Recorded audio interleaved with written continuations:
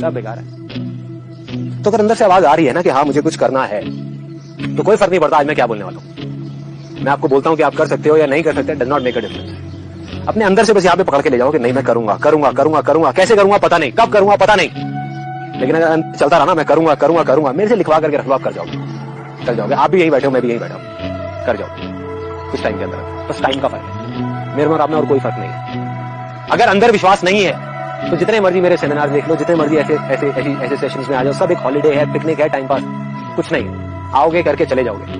But अगर अंदर से है यहां पर कि नहीं मैं कुछ ना कुछ, अगर नहीं पता ना कि मैं क्या करूंगा, कई लोगों को ये कंफ्यूजन है, कोई बात नहीं मुझे भी नहीं पता, कितनी भी मुश्किलें आ जाए, कितनी भी प्रॉब्लम आ जाए, दुनिया मुझे कुछ भी बोलती रहे, ये संदीप महेश्वरी कुछ भी बोलता रहे, कोई भी कुछ भी बोलता रहे, कोई फर्क नहीं पड़ता, मैं कुछ ना कुछ कर जाऊं।